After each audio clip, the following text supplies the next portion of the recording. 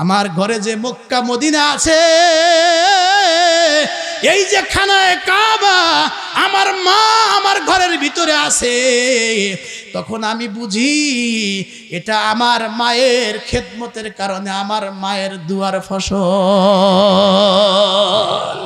মুসা নবী ডাক দিয়া বলে, আয় রে ভাই আয়, আয় আমার বুকে আয়। এতক্ষণ পর্যন্ত চাইছিলাম যে আমার পরিচয়টা দেব না, কিন্তু আর থাকতে পারলাম না ভাই, আমার বুকে আয় আর সুসংবাদ গ্রহণ কর।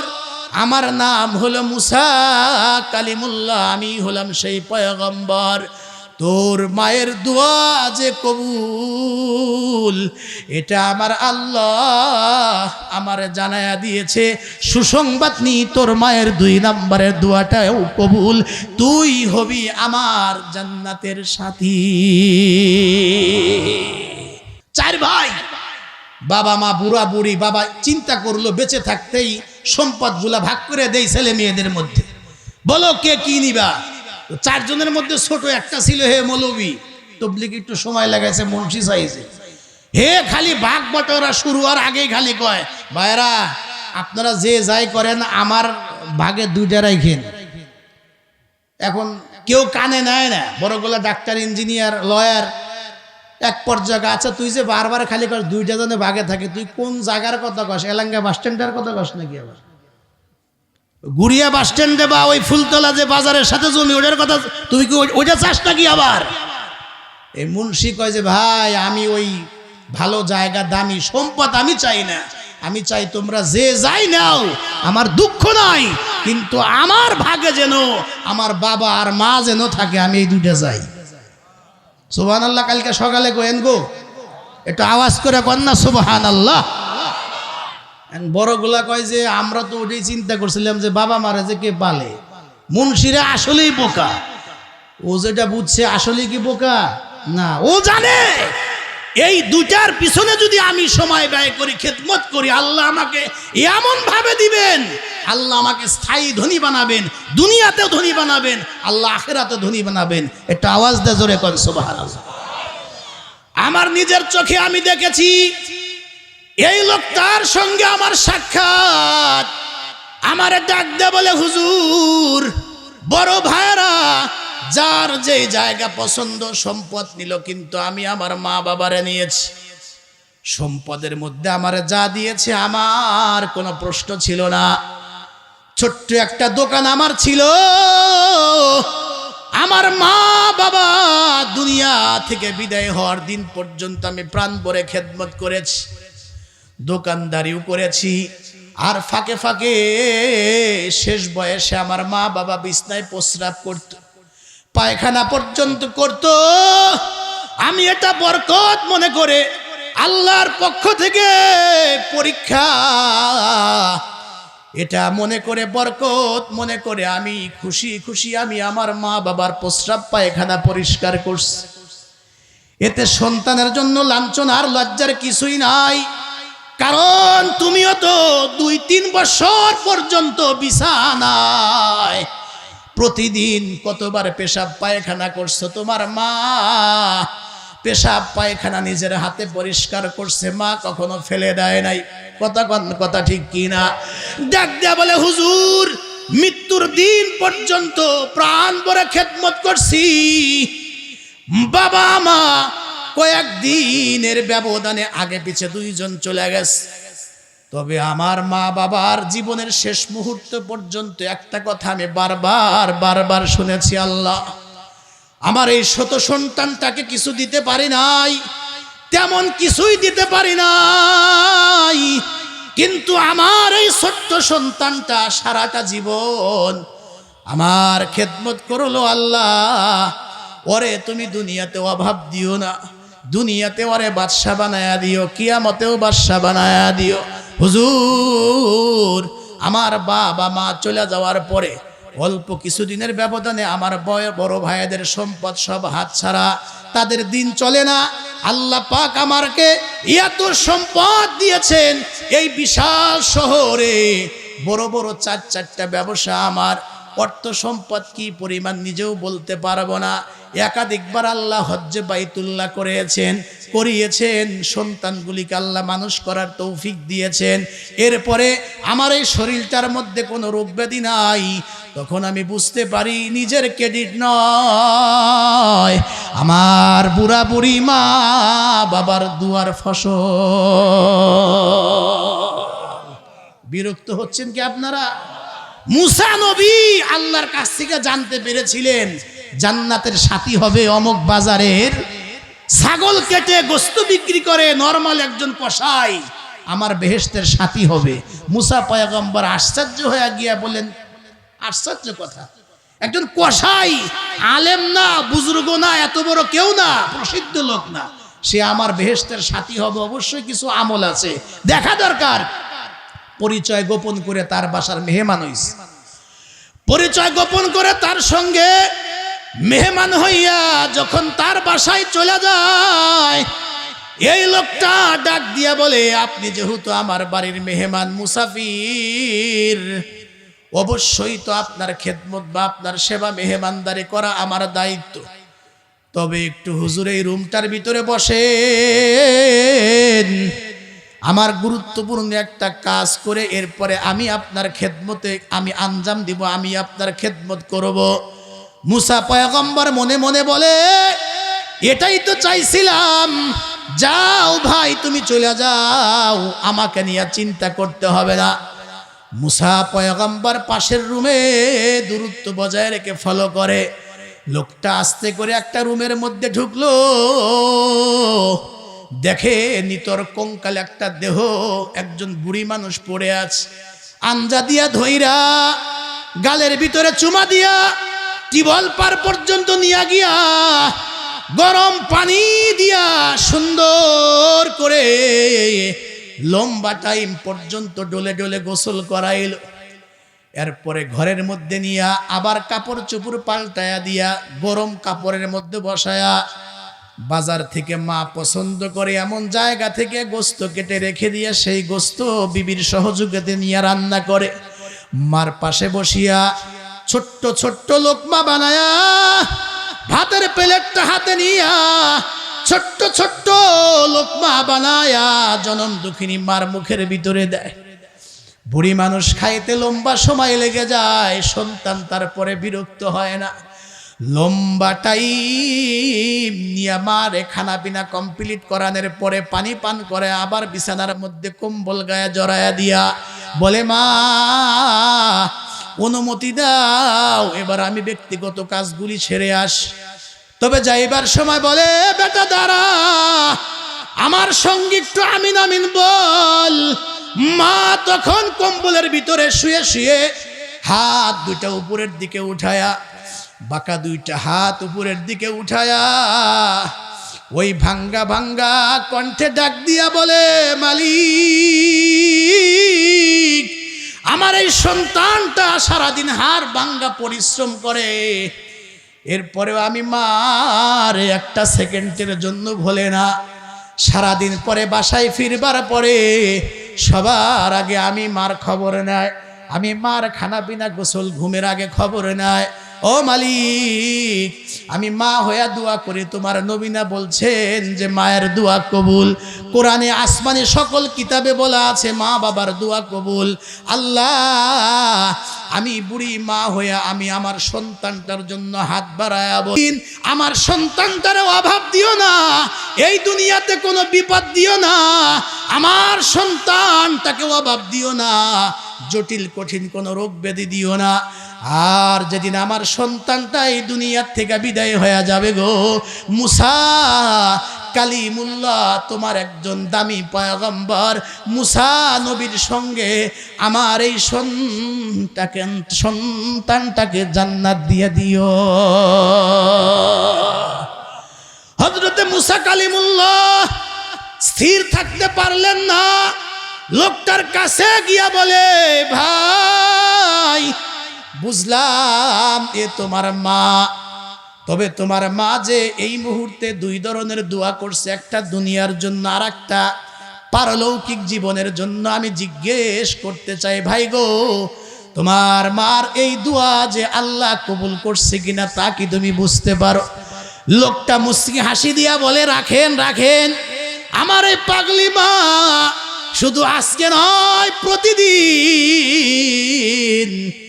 এই দুইটা দোয়া করে, দুনিয়ার জন্য আর পারলৌকিক জীবনের জন্য। তবে হুজুর 2 নাম্বার দোয়াটা কবুল হয়েছে কিনা তা তো আমি বলতে পারবো না, কারণ মৃত্যুর আগে তো আর বলা যাবে না মুসা নবী কোথায় আর আমি কোথায়। কিন্তু আমার পাগল মা তো বোঝে না, প্রত্যেক দিন শুধু এই দোয়াই করে। ওইটা কবুল হয়েছে কিনা আমি জানি না, ওটা তো মৃত্যুর পরের মুআমেলা। কিন্তু আমার মা যে 1 নাম্বার দুনিয়াবি দোয়াটা করে, এটা আমি হারে হারে টের পাই। ছোট্ট একটু ব্যবসা আল্লাহ এত বরকত দিছে, অন্যের দোকানে কাস্টমার নাই, কিন্তু আমি দোকান খুললে এই কাস্টমারের অভাব নাই। সুবহানাল্লাহ। মাথা থেকে পা পর্যন্ত আমার এই দেহের মধ্যে কোনো রোগ ব্যাধি নাই। সন্তানগুলাও আমার একেবারে তাবে, সন্তানগুলাকে আমরা যা বলি তাই শোনে। আমার দেহের মধ্যে কোনো রোগ ব্যাধি নাই, আল্লাহ পাক খুব সুখে শান্তিতে রাখছেন। তখন আমি বুঝতে পারি আর কিছুই নয়, আমার ঘরে যে মক্কা মদিনা আছে, এই যে খানায়ে কাবা আমার মা আমার ঘরের ভিতরে আছে, তখন আমি বুঝি এটা আমার মায়ের খেদমতের কারণে, আমার মায়ের দুয়ার ফসল। মুসা নবী ডাক দিয়া বলে, আয় রে ভাই আয়, আয় আমার বুকে আয়। এতক্ষণ পর্যন্ত চাইছিলাম যে আমার পরিচয়টা দেব না, কিন্তু আর থাকতে পারলাম না ভাই, আমার বুকে আয় আর সুসংবাদ গ্রহণ কর। আমার নাম হলো মুসা কালিমুল্লাহ, আমি হলাম সেই পয়গম্বর। তোর মায়ের দোয়া যে কবুল, এটা আমার আল্লাহ আমার জানায়া দিয়েছে।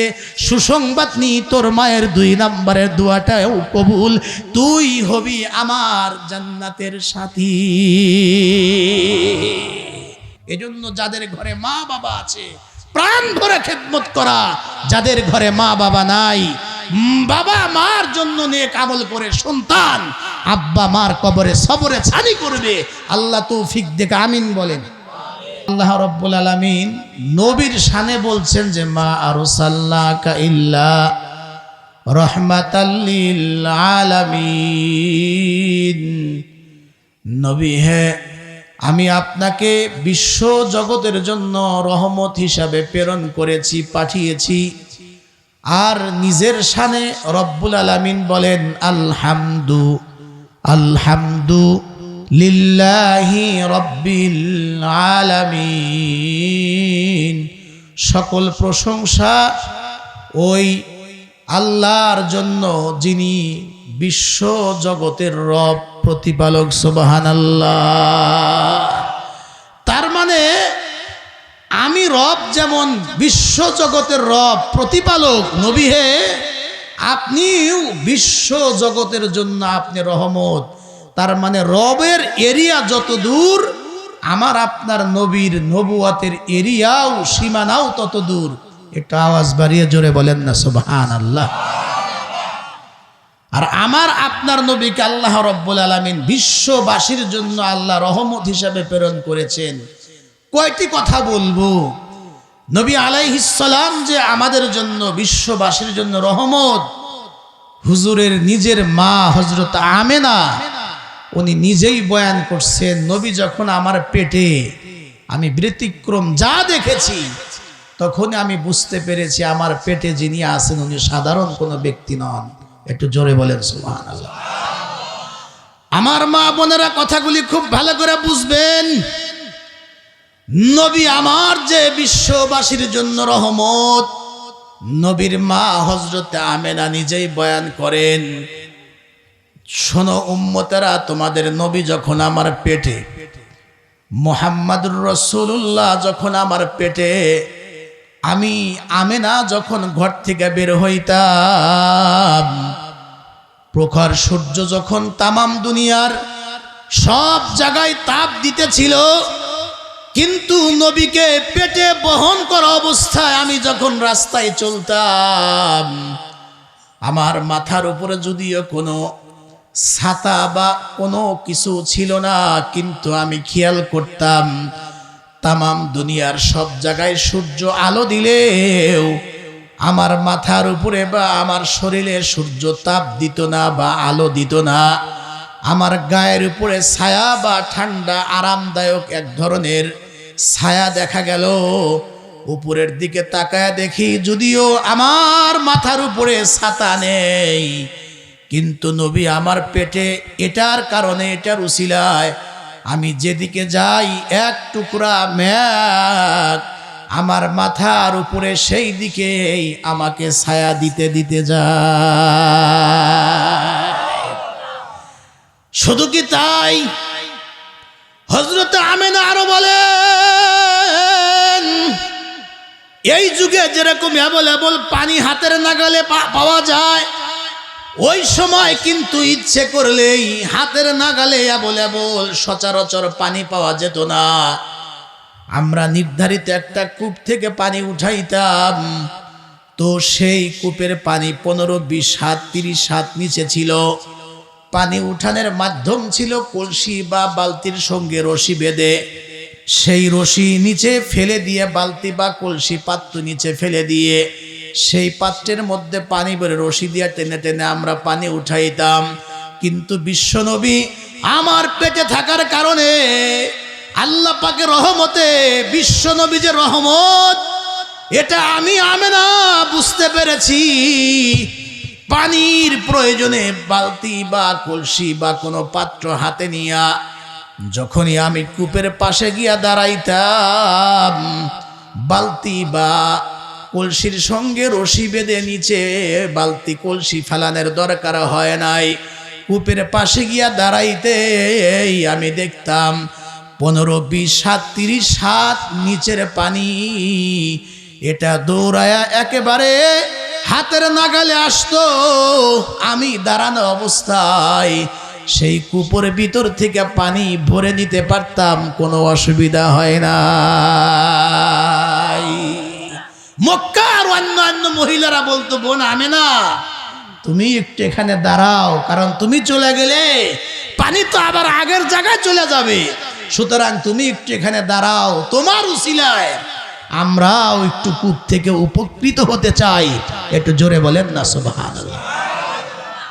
হুজুর দুনিয়াতে আসছেন, আমি একটু চেষ্টা করব একেবারে জন্ম থেকে নিয়ে আল্লাহর হাবিবের 63 বছর পর্যন্ত রোজায় আতহারে ঘুমানো পর্যন্ত, যদিও টাইম 1 ঘন্টা থেকে 1.5 ঘন্টা, তবে 1-1.5 ঘন্টার মধ্যে আমি একেবারে জন্ম থেকে নিয়ে রোজায় আতহার পর্যন্ত আমি দৌড়ায় হলো ওই পর্যন্ত পৌঁছার চেষ্টা আমি করব, যদি আপনারা আমাকে সহযোগিতা করেন। কারণ হইল, যে বক্তা 5 ঘন্টা ওয়াজ লম্বা করবার পারে, সে আবার 5 ঘন্টার ওয়াজ তাই না ছোট করে 5 মিনিটে শেষও করবার পারে।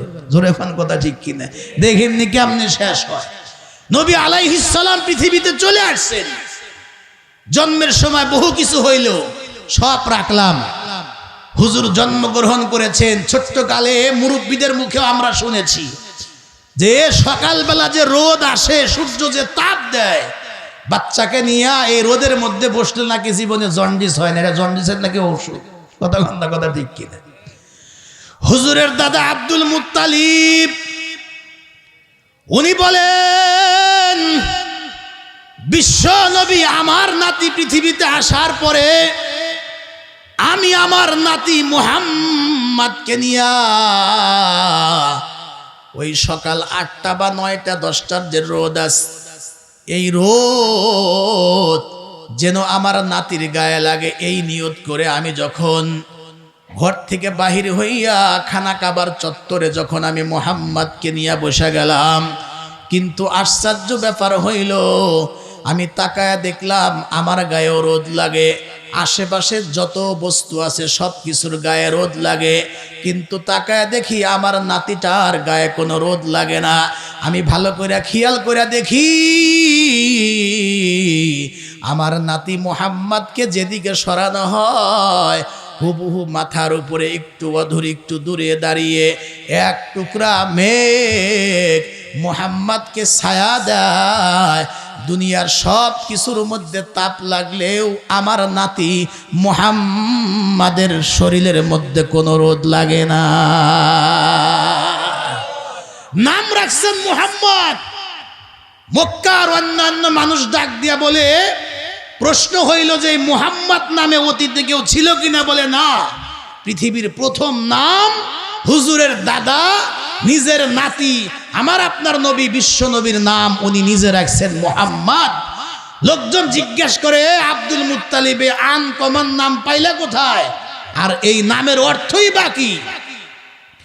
হুজুরের দাদা আব্দুল মুত্তালিব বলেন, নাম রাখছি মুহাম্মদ। আর মুহাম্মদ শব্দের অর্থ হলো অধিক প্রশংসিত। তার দুনিয়াতে এত প্রশংসা হবে, অতীতেও এত প্রশংসিত কোনো মানুষ অতীতেও কখনো দুনিয়াতে আসে নাই, এখনো পর্যন্ত নাই। ভবিষ্যৎ কিয়ামত পর্যন্ত আমার নাতি মুহাম্মাদের যে প্রশংসা হবে, এত উত্তম আর এত প্রশংসিত মানুষ কোনোদিন আসবে না।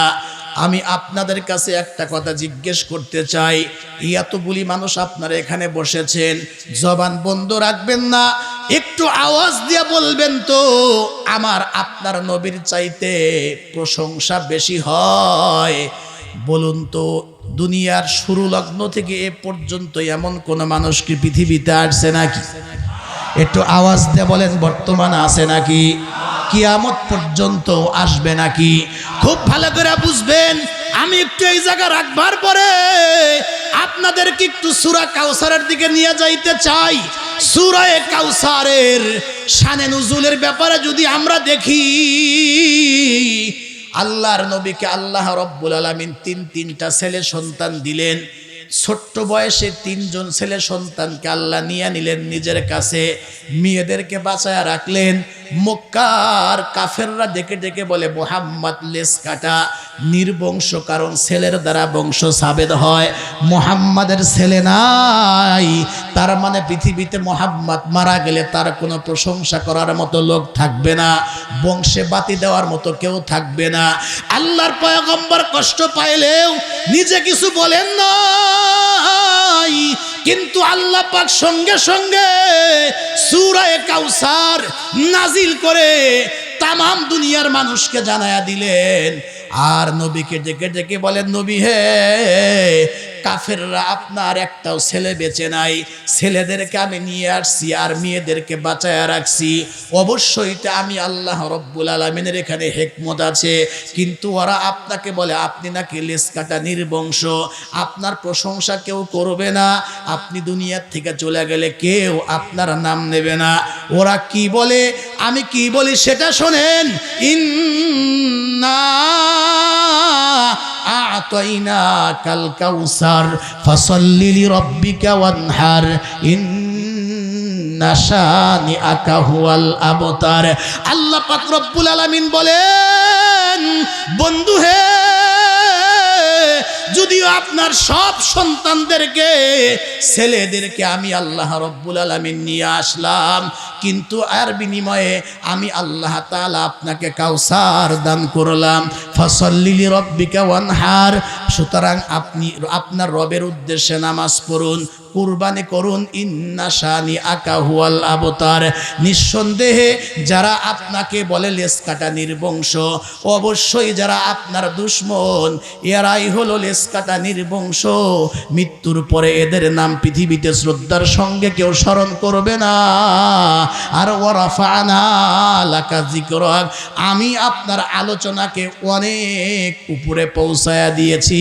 একটু আওয়াজ বাড়ায়া জোরে বলেন সুবহানাল্লাহ। খুব ভালো করে বুঝবেন, ওই যে আগেই বলছি, আল্লাহ রাব্বুল আলামিন বলেন, নবী হে, আপনি যেমন রাহমাতাল লিল আলামিন, তামাম বিশ্বের জন্য যেমনি ভাবে আপনি রহমত, ঠিক একইভাবে আমি হইলাম রব্বুল আলামিন, তামাম বিশ্বের জন্য আমি হইলাম রব। তার মানে আমার রবের এরিয়া যত দূর, আপনি নবীর নবুয়তের এরিয়াও হইল তত দূর। আপনারা খেয়াল করবেন, যেখানে আল্লাহর নাম সেখানেই নবীর নাম। এই যে আপনাদের শেরপুর কেন্দ্রীয় মসজিদে প্রত্যেক দিন 5 বার আজান হয়, আজানের মধ্যে যেমনিভাবে আল্লাহ রব্বুল আলামিনের নাম উচ্চারিত হয়, ঠিক একইভাবে নবীর নামও কিন্তু উচ্চারিত হয়। আমরা বলি আল্লাহু আকবার, আল্লাহু আকবার, আশহাদু আল্লা ইলাহা ইল্লাল্লাহ, আশহাদু আল্লা ইলাহা ইল্লাল্লাহ। এরপরে মুয়াজ্জিন সাহেব বলেন আশহাদু আন্না মুহাম্মাদার রাসূলুল্লাহ। নামাজে দাঁড়ায় গেছি, আল্লাহু আকবার বলে, আল্লাহর নাম বলে, তাকবীরে তাহরিমা বলে আমরা হাত বেঁধে ফেললাম। নামাজের মধ্যে যেরকম আল্লাহ রব্বুল আলামিনের নাম আছে, আপনারা একটু আওয়াজ দিয়ে বলবেন তো, নামাজের মধ্যেও আমার নবীর জিকির বা নবীর নাম আছে না নাই? আমরা যখন বৈঠকে চলে গেলাম, তাশাহুদ পড়তে গিয়া বলি আশহাদু আল্লা ইলাহা ইল্লাল্লাহু ওয়া আশহাদু আন্না মুহাম্মাদান আবদুহু ওয়া রাসূলুহু। খুব ভালো করে বুঝবেন, এজন্য হুজুরের দাদা বলেন নাম রাখছি মুহাম্মদ, শব্দের অর্থই হলো প্রশংসিত। তার প্রশংসা তামাম দুনিয়া জুড়েই হবে। খুব ভালো করে বুঝবেন, আল্লাহ পাকের পয়গম্বর যখন পৃথিবীতে আসছেন, ওই সময় মক্কার মানুষদের অভ্যাস ছিল, যারা সম্ভ্রান্ত মানুষ, এরা গ্রামগঞ্জে তাদের সন্তান দেখে পাঠায়া দিত। এরা টাকার বিনিময়ে এদের সন্তানদেরকে দুধ পান করাইতো। এই কারণেই দোস্ত, 2 কারণে গ্রামগঞ্জে পাঠায়া দিত। 1 নাম্বার হইল শহরের ভাষা কিন্তু শুদ্ধ থাকে না বিভিন্ন লোকের বসবাস করার কারণে। আর 2 নাম্বার হইল শহরের চাইতে গ্রামের আবহাওয়া পরিবেশ কিন্তু অনেক ভালো, ঠিক কিনা? বলে শহরে বিভিন্ন এলাকার মানুষ বসবাস করার কারণে কোনটা আসল ঢাকাইয়া ভাষা, রাজধানীর ভাষা, সেটা কিন্তু বোঝা যায় না। বিভিন্ন অঞ্চলের লোক এখানে থাকার কারণে সংমিশ্রণ হয় ভাষার। আর 2 নাম্বার হইল যেখানে ঘনবসতি, শহরের আবহাওয়ার চাইতে গ্রামের আবহাওয়া তুলনামূলক অনেক ভালো। এজন্য এই 2 কারণে ভাষার বিশুদ্ধতা, শারীরিক সুস্থতা, এই 2 কারণে ওই সময় মক্কার ধনী ধনীদের বাচ্চাগুলাকে গ্রামগঞ্জে পাঠায়া দিত। হুজুরের মা তো রহমত স্বরূপ, আল্লাহ রসুল যে রহমত সেটা বললেন। এবার হুজুরের দুধ মা কি বলেন সেটা একটু শোনেন। হযরতে হালিমাতু সাদিয়া বলেন, আমি তায়েফ থেকে আমার গোত্রের অন্যান্য মহিলাদের সাথে একটা বাচ্চা আনার জন্য মক্কায় গেলাম। যদিও দুর্ভিক্ষ চলতেছিল এবং আমার ঘরে একটা বাচ্চা ছিল, দুধ পায় না তেমন। তারপরে অভাব, চাইলাম যদি কোনো ধনী লোকের বাচ্চা এনে দুধ পান করাইতে পারে, বিনিময়ে কিছু বেতন পাওয়া যাবে, ভাতা পাওয়া যাবে, যেটা দিয়ে আমাদের চলতে একটু সুবিধা হবে। এই মনে করে আমার স্বামীকে সাথে নিয়ে একটা গাধার উপর সওয়ার হইয়া আমার তায়েফের অন্যান্য মহিলাদের সাথে আমিও চলা আরম্ভ করলাম মক্কার দিকে। সুবহানাল্লাহ। খুব ভালো করে বুঝবেন, হযরতে হালিমাতু সাদিয়া বলেন, আমি আমার গোত্রের অন্যান্য মহিলাদের সাথে চলা আরম্ভ করলাম, কিন্তু আমি যে গাদার উপর সওয়ার হয়েছি একেবারেই দুর্বল, চলতেই পারে না। সব লোকের সামনে আমি তাল মিলিয়ে চলতে পারতেছিলাম না। অন্য সাথী সঙ্গীরা বলে, হালিমা তোমার গাদা অত্যন্ত দুর্বল, আমরা চললাম, তুমি পরে আসো। এরা সবাই আমাকে রেখে আগে আগে চলে গেল। প্রত্যেকেই যার যার খুশি মতে যে যেমন চয়েস করে ধনীদের বাচ্চাগুলা সংগ্রহ করে। এরা যখন আবার বাড়ির দিকে রিটার্ন যখন ফেরে, মক্কা পাওয়ার 5-7 কিলোমিটার পরে আমার সঙ্গে তাদের দেখা। ওই জায়গায় তারা আমাকে পাস করে বাড়ির দিকে চলে। তখন আমি যাচ্ছি মক্কার দিকে। মক্কাতে গিয়া খোঁজ খবর নিলাম, ধনী লোকের কোনো বাচ্চা নাই, কোনো সন্তান নাই, ফিরে আসবো। এমন সময় বিশ্ব নবীর দাদা আব্দুল মুত্তালিব ডাক দেয়া বলে, হালিমা আমি নিতে বলি না, এই ছোট্ট জীর্ণ কুঠিরের ভিতরে আমার একটা নাতি আছে, যার বাবার নাম আব্দুল্লাহ। জন্মের আগেই যার বাবা দুনিয়ার থেকে চলে গেছে, হয়তো তাকে লালন পালন করলে দুনিয়ার তেমন কোনো পুরস্কার বা খুব একটা বেতন টাকা পয়সা দিনার দিরহাম তেমন পাবা না, কিন্তু শুধুমাত্র একবার আমার নাতিটা দেখো। হালিমা, তোমার যদি চয়েস হয় নিবা, আর চয়েস না হইলে আমি তোমার ব্যাপারে জোর করব না, তুমি শুধু একবার আমার নাতিটা দেখো। হযরতে হালিমাতুস সাদিয়া বলেন, মুরব্বী মানুষের রিকোয়েস্ট আমি ফালাইতে পারলাম না, যেই মাত্র দরজার মধ্যে দাঁড়ায়া দু কদম সামনের দিকে আগায়া দোল্লার দিকে তাকাইলাম। হযরতে হালিমাতুস সাদিয়া বলেন, দোল্লার ভিতরে তাকাইতেই দেখি গো, দোল্লার ভিতরে দুনিয়ার কোনো মনে হয় মানুষ নয়, আমার কাছে মনে হচ্ছিল আসমানের পূর্ণিমার চাঁদটাই যেন দোল্লার ভিতরে পড়ে আছে।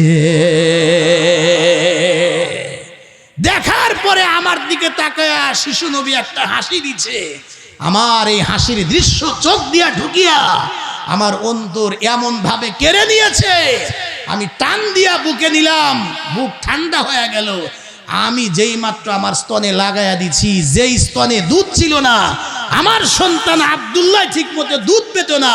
নবী এত রহমত, এত বরকত, বিশ্ব নবীকে, শিশু নবীকে যেই আমার স্তনে লাগাইয়া দিছি, তার বরকতি ঠোঁট আমার স্তনে লাগানোর সাথে সাথেই আমার বুকের মধ্যে যেন দুধের জোয়ার আরম্ভ হয়ে গেল। একটু আওয়াজ বাড়িয়ে জোরে কন্যা সুবহানাল্লাহ। খুব ভালো করে বুঝবেন, হযরতে হালিমাতুস সাদিয়া তার নিজের স্বামীকে ডাক দিয়া বলে, একেবারে খালি হাতে ফিরে যাওয়ার চাইতে, যদিও সন্তানটার বাবা নাকি জন্মের আগেই দুনিয়ার থেকে চলে গেছে, আপনি অনুমতি দিলে আমি সন্তানটা নিয়ে নিতে পারি। হালিমাতুস সাদিয়ার স্বামী একটা দামি কথা বললেন যে, ও হালিমা শোনো, বাচ্চাটা নিতে পারো, আমারও মন বলে এটার মধ্যে আমাদের জন্য আল্লাহ দুনিয়া আখেরাতের জন্য হয়তো বা কোনো কল্যাণ রেখে দিয়েছেন। শেষ মুহূর্তে দোস্ত সিদ্ধান্ত ফাইনাল, মুহাম্মাদুর রাসূলুল্লাহকে নিয়ে যখন রওনা করবেন, হযরতে হালিমাতুস সাদিয়া যখন পিছনে বসছে, আমার আপনার পয়গম্বরকে কোলে নিয়া, আর সামনের দিকে যখন হালিমাতুস সাদিয়ার স্বামী বৈশা গিয়া যখন ওই গাদাটাকে যখন চাবুক মারে, আঘাত করে, সামনের দিকে চলার জন্য যখন বারবার সংকেত দেয়, গাদাটার কি হলো, সামন দিকে চলে না, সামন দিকে চলে না। শেষ পর্যন্ত কোন বর্ণনার মধ্যে এসেছে, হালিমাতুস সাদিয়ার স্বামী গাধাটাকে বারবার আঘাত করে, আঘাত খাইয়া এই গাদাটা বারবার উপরের দিকে চায়, আর চোখের পানি ছেড়ে মওলায় পাকরে বলে, ও মালিক, বিশ্ব নেতা বিশ্ব নবীকে পিছনে বসায়া হালিমাতুস সাদিয়ার স্বামী সামনে বসিয়া আমারে পিটায়। পিটন খাইতে খাইতে, আঘাত খাইতে খাইতে, রক্তাক্ত হইতে হইতে আমি গাধা, আমি বাহনের যদি জীবনটা চলেও যায়, যতক্ষণ না পর্যন্ত বিশ্ব নবীকে সামনে না আনবে, ততক্ষণ পর্যন্ত জীবন যাবে, আমি গাধা সামনে পা বাড়াবো না। এক পর্যায়ে যখন নবীকে সামনে পিছনে বসছে, গাধার স্পিড এত বেড়ে গেছে, এবার ঠিক আছে, এবার তোমরা শক্ত করে ধরো, মনে মনে কল্পনা করে স্পিড বেড়ে যাবে। এ পরিমাণ স্পিড বেড়ে গিয়েছে যে দুর্বল গাধা সবার পিছনে 10 কিলোমিটার পিছনে পড়ে গিয়েছিল। এত দ্রুত গতিতে চলা আরম্ভ করছে। হালিমাতুস সাদিয়া বলে, অল্প সময়ের ব্যবধানে যারা আমাদেরকে আগে রেখে চলে গিয়েছিল, আমি তাদেরকে পিছনে রাইখা এই গাদা যখন তাদের সামনে চলতে লাগে, এরা তখন ডাক দেয়, বলে, হালিমা, এ কি সেই গাদা নাকি যেটা মক্কাতে আসার সময় নিয়ে আসছিলা? এত শক্তি আর এত স্পিড সে পাইল কোথায়? খুব ভালো করে বুঝবেন, হযরতে হালিমাতুস সাদিয়া যখন সবাইকে পিছনে রাইখা অল্প সময়ের ভিতরে বাড়ি পর্যন্ত চলে যায়, হালিমাতুস সাদিয়ার স্বামী বলে, বরকতপূর্ণ মেহমান যেহেতু বাড়িতে আসছে, দাও পাত্র। দেখি যেই সমস্ত ভেড়া দুম্বা আর উট যেগুলা দুধালো দুধ দেয়, দেখি একটু দুধ দহন করতে পারে কিনা। বর্ণনার মধ্যে এসেছে হযরতে হালিমাতু সাদিয়ার স্বামী পাত্রগুলা নিয়া সবে মাত্র ওই দুধালো প্রাণীর নিচে পাত্র রেখে যেই মাত্র স্তনের ভিতরে প্রাণীদের ওলানের ভিতরে হাত দিয়েছে, প্রত্যেকটা প্রাণীর স্তন বা ওলানগুলি আল্লাহ রব্বুল আলামিন নবীর বরকতে দুধে দুধে ভরপুর করে দিয়েছে। নবীর বয়স আজকে 2 বছর। জোরে বলেন না কয় বছর? মক্কাতে নিয়ে গেছেন, কিন্তু ওই সময় মক্কাতে কঠিন রোগ, প্লেগ রোগ ছিল। এইটার উসিলা হালিমাতু সাদিয়া আমিনাকে বলে, বোন যদি আরো কিছুদিন আমার কাছে মুহাম্মদকে রাখার সুযোগ দিতে। মনে মনে তো দেখছে যে বরকতটা কি পরিমাণ, আর মক্কাতে যখন রোগও দেখছে, এই উসিলা ঠিক আছে আরো কিছুদিন নিয়ে রাখো। আরো 2 বছর। আজকে নবীর বয়স 4। জোরে কন্যা কত বছর বয়স? হঠাৎ করে হুজুরের দুধ ভাই আব্দুল্লাহ হাফায়া হাফায়া দৌড়ায় এসে হালিমাতু সাদিয়াকে বলে, মাম্মি আমার যে কুরাইশ ভাই আছে, আমার কুরাইশ ভাইকে সাদা পোশাক পরিহিতা 2 জন ব্যক্তি আসলো, জমিনে শোয়া দিল, বুকের মধ্যে ছুরি ঢুকাইলো, বুক ফেরে দিয়েছে, কি যেন বের করতেছে। আমি অবস্থা দেখে ভয়ে দৌড়ায়া তোমাকে খবর দিতে আসছি। হযরতে হালিমাতু সাদিয়া দৌড়ায়া মাঠের দিকে যায়, আর মনে মনে চিন্তা করে পরের সন্তান না জানি কি হইল। একটা দৌড় দিয়া মাঠে গেলেন, গিয়ে দেখে আমার আপনার নবী একটা মাঠে বসে আছে, কিন্তু চেহারার মধ্যে ভয়ের ছাপ। জিজ্ঞেস করে, বাবা কি হয়েছে? আল্লাহর নবী বলেন, মাগো আমি এই জায়গায় বসা ছিলাম, 2 জন সাদা পোশাক পরিহিতা লোক আসলো, লম্বা লম্বা বিশাল আকৃতির মানুষ, আমাকে আস্তে করে ধইরা জমিনের ভিতরে শোয়া দিল, মা বুকের ভিতরে ছুরি ঢুকায়া দিল, একটা টান দিয়ে নাভি পর্যন্ত, আবার টান দিয়ে বুক পর্যন্ত, পুরা বুকটা ফেরে ভিতর থেকে কি যেন বের করলো, বিশেষ একটা পাত্রের মধ্যে ধুইল, আবার জায়গা মতো সেট করে 2 জনের মধ্যে একজন ব্যক্তি আমার এই জায়গা হাতটা দিয়া শুধুমাত্র একবার এইভাবে হাতটা ভুলাইয়া দিয়েছে, সাথে সাথে এই অপারেশন সাকসেসফুল, আমার এই পুরা বুকটা আবার আগের মতো জোড়া লাইগা গেছে। এটাকে বলা হয় সিনাসার, বক্ষ বিদারণ। আমার আপনার নবীর জীবনে 4 বার হয়েছে, তার মধ্যে এটা হলো প্রথমবার 4 বছর বয়সে। আজকে হালিমাতু সাদিয়া ভয় পাইলেন, মক্কাতে নিয়ে ফেরত দিলেন, বোন আমেনা এই যে তোমার সন্তান তুমি নেও। সুবহানাল্লাহ। নবীর বয়স আজকে 6 বছর। এটা জোরে কন্যা কয় বছর? 6 বছর। নবী নিজে খেলাধুলা করেন না, কিন্তু মাঠে বন্ধু বান্ধব খেলে, পাশে বসে ভদ্র মানুষ পাশে বসে শুধু খেলা দেখে। কিন্তু একদিন সন্ধ্যা হয়, আল্লাহর নবী ঘরে ফেরে না। একজন হযরত আমিনাকে খবর দেয়, আমিনা তোমার সন্তান দেখলাম ময়দানের পাশে বসে বসে কাঁদতেছে। আমরা কত মানুষ জিগাইলাম, মুহাম্মদ তুমি কেন কাঁদো? কিন্তু আমাদের কাছে কিছুই বলে না। কিন্তু তাড়াতাড়ি করে যাও, অবস্থা বেশি ভালো না, চতুর্দিকে তো জঙ্গল, যে কোনো মুহূর্তে জঙ্গল থেকে হিংস্র প্রাণী এসে তোমার সন্তানের উপরে আক্রমণ করতে পারে। বোন তাড়াতাড়ি করে যাও, তুমি তোমার সন্তানকে নিয়ে আস। হযরত আমেনা একটা দৌড় দিলেন, নবীর পাশে গিয়ে তাকায় দেখে আমার আপনার পয়গম্বরের 2টি চোখ দিয়ে পানি বের হয়ে গাল বেয়ে বেয়ে জমিনের মধ্যে পানি, চোখের পানি পড়তেছে, স্পর্শ করতেছে। হযরতে হালিমাতু সাদিয়া, হযরতে আমেনা মা কাছে গিয়া বলে, বাবা সন্ধ্যা হয়ে গেছে, তুমি কি দেখো নাই সব মানুষ যার যার ঘরে চলে গেছে, কিন্তু এই জায়গার মধ্যে বসে বসে আব্বু তুমি কেন ক্রন্দন করতেছো? নবী আমার বলেন, মাগো আমার কান্নার কারণ হইল এই জায়গায় বন্ধুদের সঙ্গে আমি পর পর কতদিন খেলতে আসলাম, খেলা দেখতে আসলাম, কিন্তু খেলা দেখতে এসে দেখি বন্ধুদের খেলা যখন শেষ হয়ে যায় প্রত্যেকের বাবারা এসে এসে যার যার সন্তানদেরকে কোলে নিয়ে ঠোঁটে গালে কপালে চুমো দিয়ে আদর দিয়ে দিয়ে যার যার বাচ্চাগুলা নিয়ে যায়। মাগো আমি কতদিন এই মাঠে আসলাম, একটা দিন তো আমার বাবা আব্দুল্লাহ আসলো না, একটা দিন তো আমার বাবা আসে নাই। বাবার কথা কতদিন জিজ্ঞেস করেছি, তুমি শুধু বলো তোমার আব্বুর খবর পরে বলবে, তোমার আব্বু বহুদূর চলে গিয়েছে। মারে আজকে আসল খবর না বললে আমি এখান থেকে বাসায় যাব না।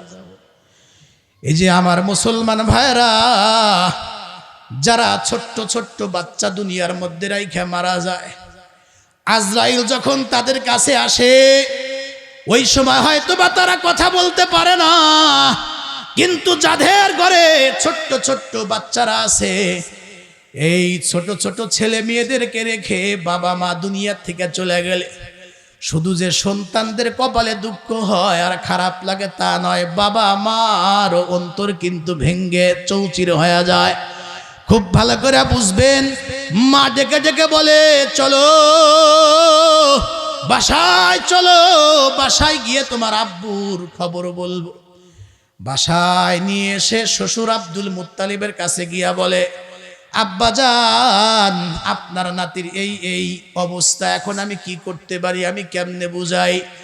ওই আগামীকাল সকালবেলা দেরি করো না, দাসী উম্মে আইমানকে নিয়ে চলে যাও মদিনায়, আমার ছেলে আব্দুল্লাহর কবরটা জিয়ারত করো। বাবার পাশে কবরের পাশে দাঁড়াইয়া হয়তোবা কবর জিয়ারত করলে কিছুটা হলে আমার নাতি শান্তি পাবে। পরের দিন চলে গেলেন মদিনায়, হুজুরের বাবার কবরের পাশে দাঁড়ায়া মা আমেনা ডেকে ডেকে বলে, মোহাম্মদ রে তুমি না আব্বু দেখতে চেয়েছ, এই যে উঁচু জায়গাটা পুরাতন কবর, এই জায়গার মধ্যে তোমার আব্বা ঘুমায় আছে, দেখে তুমি ডাক দাও। তোমার ডাকে তোমার বাবা সাড়া দেয়নি। নবী আমার একবার মাথার কাছে, আবার পায়ের দিকে, আবার বুক বরাবর বসে গিয়ে কবরের মাটি ধরে ধরে কাঁদে। দোস্ত কবর জিয়ারত কমপ্লিট হইবার পরে আবার মক্কার দিকে ফিরে আসতেছিল, আবুয়া নামক জায়গা আসলে মা আমিনার গায়ে জ্বর উঠে যায়, উনি অসুস্থ হয়ে পড়লেন। আর উম্মে আয়মানকে ডাক দিয়া বলে, ও উম্মে আয়মান, আমার সন্তান মুহাম্মাদকে একটু আমার কোলের ভিতরে দে। বাবা দেখতে চাইছিল, বাবার কবর জিয়ারত করে যাওয়ার পথে আমি অসুস্থ হয়ে পড়লাম। আমার মন যেন বলে, মনে হয় মুহাম্মাদের চিরদিনের জন্য মা ডাকটাও মনে হয় বন্ধ হয়ে যাবে। ডাক দিয়া বলে, আমার কোলে দে।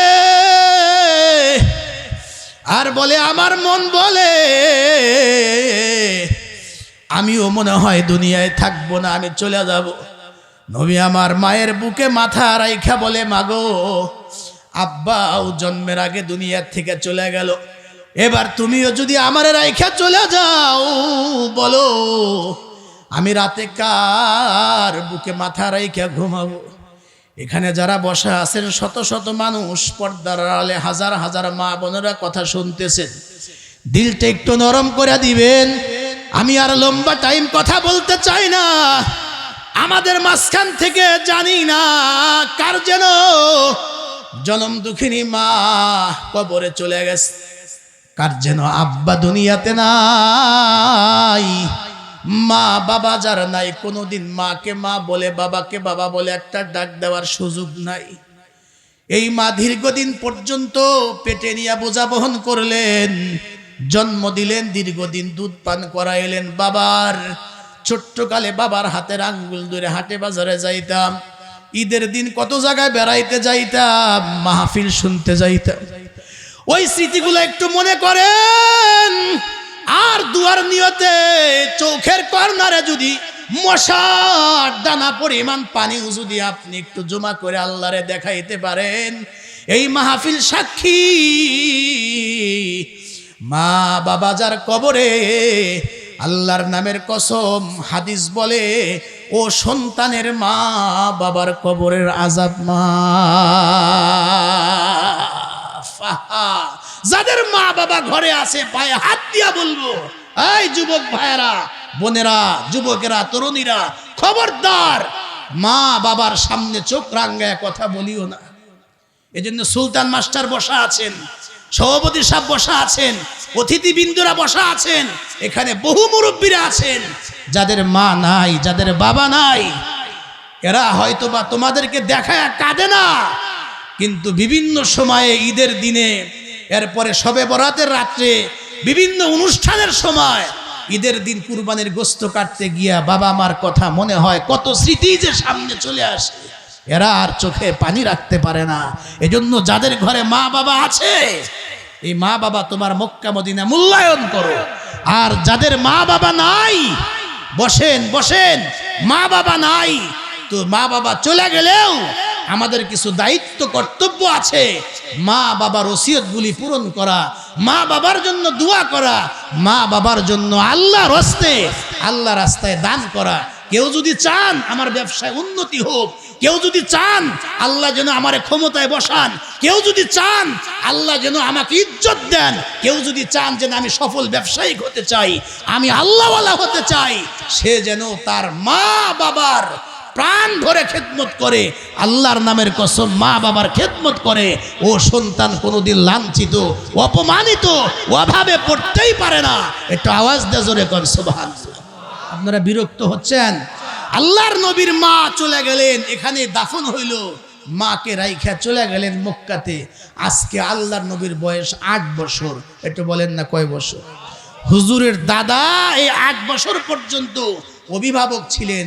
হুজুরের দাদা আব্দুল মুত্তালিব 8 বছর বয়সে উনিও চলে গেলেন।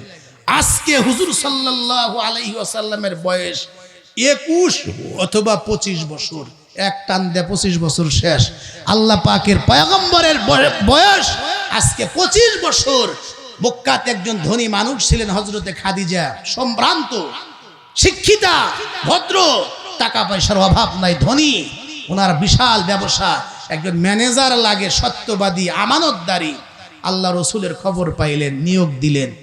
ব্যবসার উন্নতি দেখা খাদিজা বিয়ের প্রস্তাব দিলেন। হুজুর বললেন যে বিয়ের প্রস্তাব তো আমারে দিয়েছো, তবে আমার গার্জিয়ান আছে। আয় যুবক ভাইরা, যুবতী বোন, ভালো করে শুনো, নবীর আদর্শ কি। বিয়ের প্রস্তাব দিয়েছে, কয় আমি কিছুই বলবো না, আমার গার্জিয়ান আছে। সুবহানাল্লাহ। যারা গার্জিয়ান ছাড়া, মাসআলা হলো ভিন্ন জিনিস। কেউ যদি গার্জিয়ান ছাড়া বিয়ে শাদী করে, জায়েজ আছে। সে কবুল বলছে, সে প্রস্তাব দিয়েছে, জায়েজ হয়। সাক্ষী দুইজন আছে, জায়েজ আছে। জায়েজ ভিন্ন জিনিস, বরকত ভিন্ন জিনিস। বাবা আমার দোয়া নিয়ে সুন্দরভাবে বিয়ে শাদী করা দরকার। জোরে কোন কথা ঠিক কিনা? কয় যে আমার মুরব্বী আছে আবু তালিব চাচা, প্রস্তাব দেওয়া হলো, বিয়ে ঠিক, বিয়ে হয়ে গেল। হুজুরের বয়স 25 আর হযরত খাদিজাতুল কুবরার বয়স হলো 40। একটু জোরে কন্যা সুবহানাল্লাহ। খুব ভালো করে কথাগুলি বুঝবেন। আমি যে আয়াত তেলাওয়াত করেছিলাম, মা আরসালনাকা ইল্লা রাহমাতাল লিল আলামিন, নবী হে আমি আপনাকে তামাম বিশ্বের জন্য রহমত হিসাবে প্রেরণ করেছি। খুব ভালো করে বুঝবেন, আল্লাহর পয়গম্বরের সঙ্গে হযরত খাদিজাতুল কুবরা দীর্ঘদিন পর্যন্ত সংসার করলেন। এক পর্যায়ে হযরত খাদিজাতুল কুবরা রাদিয়াল্লাহু তাআলা আনহা এ দুনিয়ার থেকে বিদায় হয়ে যাবেন। খুব ভালো করে বুঝবেন আমার মা বোনেরা, হযরত খাদিজাতুল কুবরা এমন একজন দামি নারী, এমন একজন মহিয়সী নারী ছিলেন, যাকে আল্লাহ রাব্বুল আলামিন একাধিকবার জিবরাইল আমিনের মাধ্যম দিয়া, বিশ্ব নবীর মাধ্যম দিয়া হযরতে খাদিজাতুল কুবরা রাদিয়াল্লাহু তাআলা আনহাকে একাধিকবার মহান আল্লাহ সালাম দিয়েছে। আল্লাহ যারে সালাম দেয় তার দাম কম না বেশি?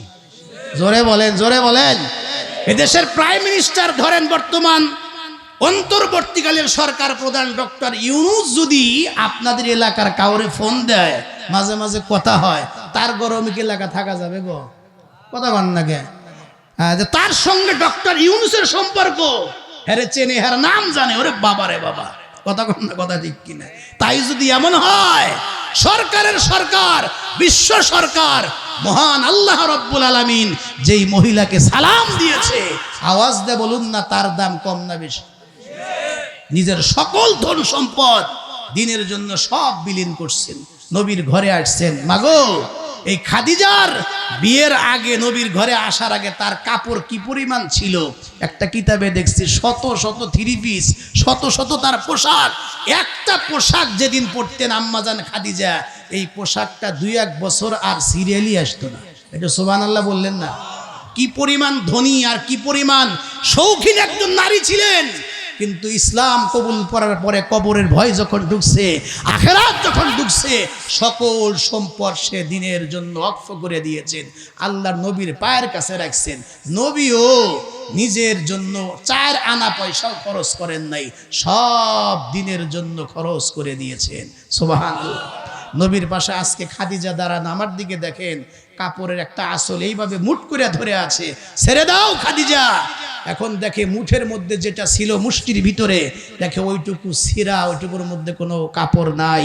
এই অবস্থা কেন? হুজুর, আমি মুঠ করে ধরে আছি, যেন ছিঁড়া অংশটা দেখলে আপনার যেন কষ্ট না। সুবহানাল্লাহ। এরপরে ওনারে জিগাইছে, খাদিজা কেমন আছো? আগে তো বহু ধনী ছিলা, আজকে গরিব মোহাম্মদের ঘরে কেমন আছো? উনি বলছেন যে আমি এমন পরম সুখে আছি, আমার কাছে মনে হয় এটা দুনিয়াতে একটা মিনি বেহেশতের বাগান আমার ঘর। এটা সুবহানাল্লাহ বলবেন না? খুব ভালো করে বুঝবেন। তার মানে বোঝা গেল, দুনিয়ার টাকা পয়সা, ধন সম্পদ, টাকা পয়সা, অর্থ অলংকার, ক্ষমতা, প্রভাব, প্রতিপত্তি, আসলে এগুলার মধ্যে শান্তি নাই। শান্তি হলো কোরআন হাদিস মানার ভিতরে, দিনের ভিতরে, আল্লাহর হুকুম মানার ভিতরে। খুব ভালো করে বুঝবেন। এমন সময় এই খাদিজাতুল কুবরা রাদিয়াল্লাহু তাআলা আনহা, ওনার মৃত্যুর সময় ঘনে আস। একদিন আল্লাহর নবীর কাছে গিয়া বলে, নবী গো, আমার মন বলে দুনিয়ায় বেশি দিন আর আমি থাকবো না, চলে যদি যাই, নবী গো আপনার কাছে আমার কিছু আবদার আছে। আল্লাহর নবী ডাক দিয়া বলে, খাদিজা, কোনদিন তুমি আমার কাছে কিছু চাও নাই, আজকে তুমি আমার কাছে কি আবদার করবা? ও খাদিজা, বলো তুমি কি চাও? যদি আমার সামর্থ্য থাকে আমি অবশ্যই তোমাকে দেব। হযরত খাদিজা ডাক দিয়া বলে, ইয়া রাসূলুল্লাহ, আপনি না বলছেন আল কবরু রাউযাতুম মির রিয়াজিল জান্নাহ আও হুফরাতিম মিন হুফারিন নার, কবরটা হবে কারো জন্য জান্নাতের বাগান, আবার কারো জন্য হবে জাহান্নামের গর্ত। আমি আপনার কাছে চাই, কবরকে বড় ভয় পাই। আমি যখন মারা যাব, আপনার পরনের পুরাতন একটা জুব্বা যেন আমার কাফন হয়। 2 নাম্বার, নবী গো, আপনি একটু আপনার বরকতি হাত দিয়ে আমার কবরের ভিতরে রাখবেন। নবী আমার জিজ্ঞেস করে, ও খাদিজা, আমি তো গরিব বলে এরকম গরিব নয়, তোমাকে বাজার থেকে অবশ্যই নতুন কাফন দিতে পারে, কিন্তু পুরাতন কেন, জুব্বা কেন, পোশাক চাও? চোখে পানি নিয়ে ডাক দিয়া বলে, নবী গো, কবরে যাইতে ভয় লাগে। ও আমার শেরপুর মেরপুরের ঘুরিয়ার এলেঙ্গা পৌরসভার কালীহাতি টাঙ্গাইলের মা বোনেরা, তোমরা কি আমাকে দেখতে পাচ্ছ আর বয়ান শুনতে পাচ্ছ? মা, নিজ দিকে মাথা দিয়া চোখ দুটা বন্ধ করে ভাবো, খাদিজাই যদি কবরে যাইতে ভয় পায়, তাহলে তোমার আমার কবরে যাওয়ার জন্য কি পরিমাণ ফিকির আর ভয় থাকা উচিত। নবী গো, ভয় হয় যদি কবরে আযাব হয়, আপনার গায়ের যদি একটা জুব্বা আমার গায়ের ভিতরে থাকে, যে গায়ে মশা মাছি পর্যন্ত বসা হারাম ছিল, আমার মন বলে আপনার গায়ের একটা জুব্বা যদি আমার গায়ের ভিতরে থাকে, আযাব যদি কনফার্ম হয়, আমার মন বলে আপনার পোশাক আমার গায়ে থাকার কারণে এই দেহের ভিতরে আগুন লাগবে না। আর 3 নম্বরে আবদার হইল, নবী গো, কবর দেওয়ার পরে সবাই চলে আসলেও আপনি একটু আমার কবরের পাশে দাঁড়াবেন। কেন কেন? কবরে 3টা প্রশ্ন হবে গো, যদি আমি ভুলে যাই আপনি একটু আমার পাশে দাঁড়ায়া আমারে শিখাইয়া দিবেন। হযরত খাদিজা চলে গেলেন,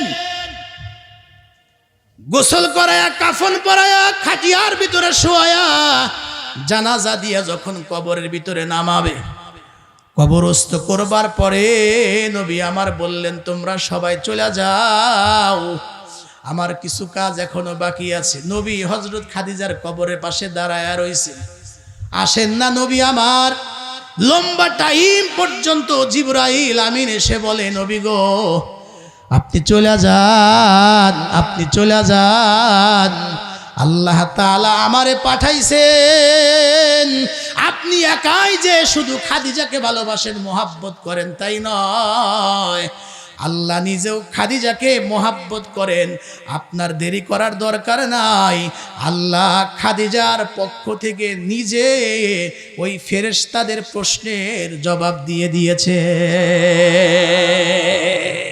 আজকে আমার নবীর বয়স 40-63 বছর। জোরে বলেন না কত বছর? আল্লাহর নবী 40 বছরে নবী হয়েছেন। নবী হওয়ার পরে মক্কাতে 13 বছর, মদিনাতে হিজরতের পরে আরো 10 বছর। বলেন না 13 আর 10 কত হইল? 23। আর ওই যে আগে 40, তাহলে কত হইল? 63 বছর।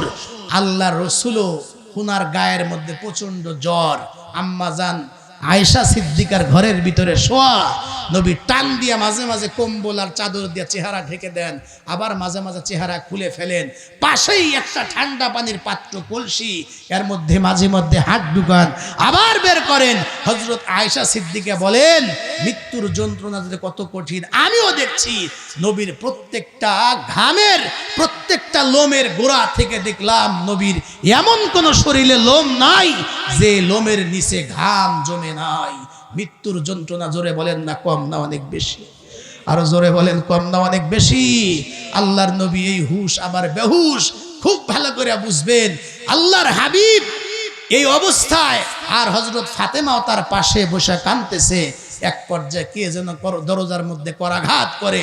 নবী বললেন, মাগো দেখো তো কে আসছে। দরজা খোলার সাথে সাথেই আবার ফাতেমা দরজা লাগায়া দিয়া বলে, বাবা দরজা খুলবো না। দরজার সামনে এমন একজন লোক দাঁড়িয়ে আছে, মনে হচ্ছে তার পা যুগল জমিনে আর মাথা মনে হচ্ছে আসমানের সাথে লাগানো। বিশাল আকৃতির একজন মানুষ দাঁড়িয়ে আছে, আমি দরজা খুলবো না। এমন মানুষ তো মক্কা মদিনা কোনোদিন আমি দেখি নাই। কে? মুহূর্তের মধ্যে নবী আমার বলেন, মারে এই লোকটা পৃথিবীর কোনো মানুষ নয়, সে হলো আল্লাহ রাব্বুল আলামিনের ফেরেশতা। এর কাজই হলো ঘর খালি করে, এলাকা মহল্লা খালি করে, আর কবরস্থান আবাদ করে। মা বাবারে কাইরা নিয়া সন্তানগুলাকে ইয়াতিম বানায়, স্বামীরে কাইরা নিয়া স্ত্রীকে বিধবা বানায়, স্ত্রী কাইরা নিয়া স্বামীকে অসহায় বানায়া দেয়। এর নাম হলো মালাকুল মউত। মারে এ হলো আজরাইল। দরজা খুলে দে। না বাবা দরজা খুলবো না, তোমার প্রচন্ড জ্বর আর অসুস্থ, এই মুহূর্তে কেন আজরাইল? বাবা আমার ভয় হয়, আমি দরজা খুলবো না। নবী আমার বলেন, ফাতেমা আজরাইলের তো এমন ক্ষমতা, আজরাইল কারো ঘরে ঢুকতে দরজাও লাগে না, জানালাও লাগে না, কোনো ছিদ্রও লাগে না। আজরাইলের হাত থেকে কেউ যদি বাঁচার জন্য শক্ত মজবুত দুর্গ কেল্লা বানায়া তার মধ্যে লুকায়, সেখানেও আজরাইল যাবে, মৃত্যু তার হবেই। আইনামা তাকুনু ইদরিকুমুল মাউত ওয়ালাউ কুনতুম ফি বুরুজিম মুশাইয়াদা। মরণ থেকে যতই পালাও, মরণ থেকে যতই পালাও, মরণ তোমায় লইবে গিরি। যদিও সুদূর আকাশ পানে, লুকাও সেথায় লাগায়া সিঁড়ি। যদিও সেথায় আকাশ পানে, লুকাও সেথায় লাগায়া সিঁড়ি। একটু আওয়াজ দে বলুন তো, মৃত্যুর হাত থেকে বাঁচার ক্ষমতা কি কারো আছে নাকি? না না, কেউ মরণের হাত থেকে বাঁচতে পারবে না। মারে আজরাইল ঘরে ঢুকতে কারো পারমিশন লাগে না, দরজাও লাগে না। আজরাইল ঢুকলে, সালাম দিলে আল্লাহর নবীকে ডাক দিয়া বলেন, বেয়াদবি মাফ করবেন নবী গো, আল্লাহ আপনার কাছে আমারে পাঠাইছেন। আর জিজ্ঞেস করতে বলছেন, আপনি যদি যেতে চান তাইলে আমি নিয়ে যাব, আর যদি না যেতে চান তাইলে আপনাকে রেখে যাওয়ার সুযোগ আছে। একমাত্র মুহাম্মাদুর রাসূলুল্লাহ সাল্লাল্লাহু আলাইহি ওয়াসাল্লাম এত দামি মানুষ ছিলেন। আজরাইল তার কাছে এসে পারমিশন চায়। আল্লাহর পয়গম্বর বললেন, এই মুহূর্তে আমার জিবরাইলের দরকার, তার সঙ্গে পরামর্শ করতে চাই। জিবরাইল আমিন আইসা হাজির। দেখে জিবরাইল আমিনের চোখের মধ্যে পানি, আবার নবীর চোখের মধ্যেও পানি। জিবরাইলকে নবী জিগায়, জিবরাইল কোনোদিন তো তোর চোখে পানি দেখি নাই, আজকে কেন কাঁদিস? এমন সময় জিবরাইল বলেন, ইয়া রাসূলুল্লাহ, আদম বাবা থেকে, আদম আলাইহিস সালাম থেকে শুরু করে ঈসা নবী পর্যন্ত যত পয়গম্বরদের কাছে আমি এসেছি, কারো কাছে ওহী নিয়ে আসছি আমি একবার, কারো কাছে ওহী নিয়ে আসছি আমি 2 বার, কারো কাছে ওহী নিয়ে আসছি 10 বার, কারো কাছে 100 বার, কারো কাছে 500 বার, কোন নবীর কাছে আসছি আমি 1000 বার। কিন্তু নবী গো, এ পর্যন্ত আপনার কাছে শুধু ওহী নিয়ে আসছি আমি 24,000 বার। কানতেছি নবী গো, আপনি আজকে চলে গেলে এই দুনিয়াতে আপনার সঙ্গে আর আমার সাক্ষাৎ হবে না। নবী গো, আমি জিগাই, আপনি কেন কাঁদেন? রফিকে আলা, পরম বন্ধু আল্লাহর সাথে কি আপনি দিদার করতে চান না? আপনি কেন কাঁদেন? নবী আমার ডাক দিয়া বলে, আমার কান্নার কারণ হইল আমার গুনাহগার আর আমার ইয়াতীম উম্মত। একটু আওয়াজ দিয়ে জোরে কন্না আল্লাহু আকবার। হয় নাই? মুসলমানের আওয়াজ দিয়ে বলেন না আল্লাহু আকবার।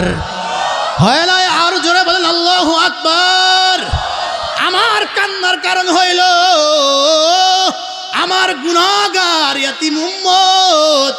দুনিয়াতে আমি ছিলাম, আমার উম্মতদেরকে আমি মা মুরগি যেমনি ভাবে তার পলক পাখা দিয়া তার বাচ্চাগুলাকে দেখে শুনে রাখে, দুনিয়াতে থাকা অবস্থায় আমার উম্মতদেরকে আমি এইভাবে পাহারা দিয়া রাখছি। আমি নবী আজকে চলে যাব, আল্লাহর সঙ্গে দিদার হবে, আমি খুশি।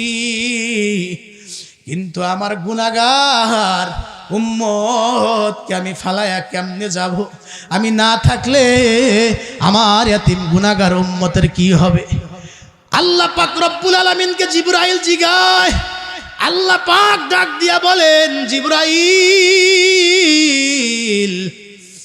উম্মতের পাগল আমার হাবিব, আমার বন্ধুরে জানায়া দে, আমার বন্ধু যখন এই দুনিয়াতে থাকবে না, আমি আমার বন্ধুর উম্মতকে দেখে রাখার জিম্মাদার হয়ে গেলাম।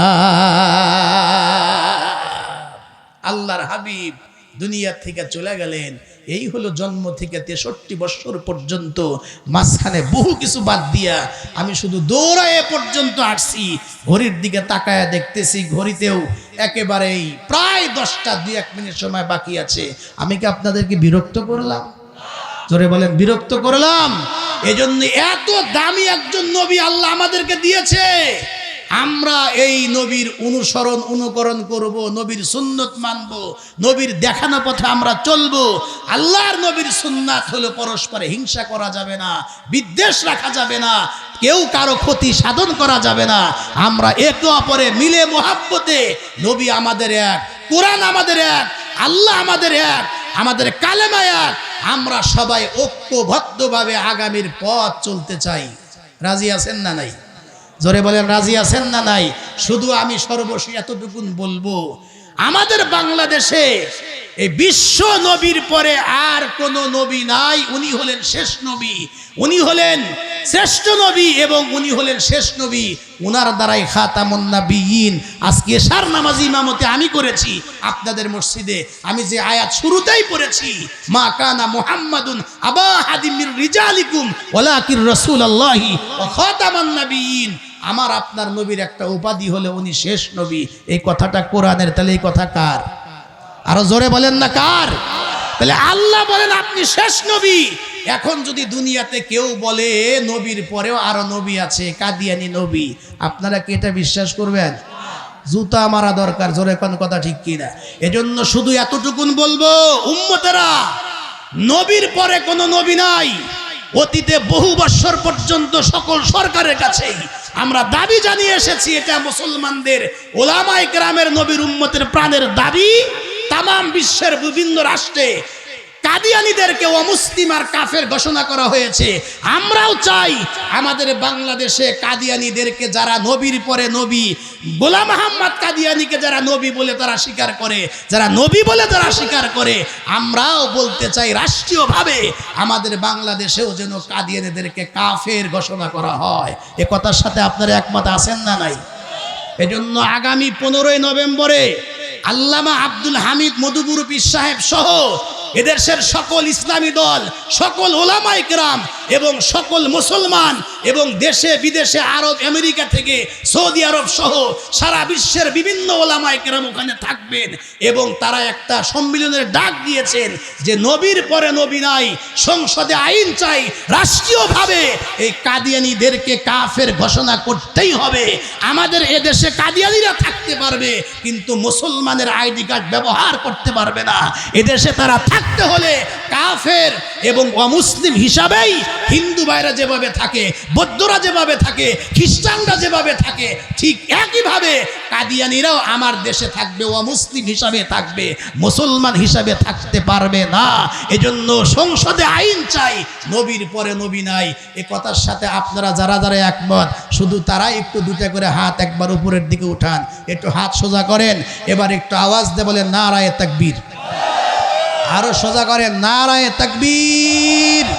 আল কোরআনের আলো, আল হাদিসের আলো, কোরআন সুন্নাহর আলো, আজকের মাহফিল সফল হোক, সফল হোক। নারায়ে তাকবীর। ওয়া আখির দাওয়ানা আনিল হামদুলিল্লাহি রাব্বিল আলামিন। আসসালামু আলাইকুম ওয়া রাহমাতুল্লাহি ওয়া বারাকাতুহু।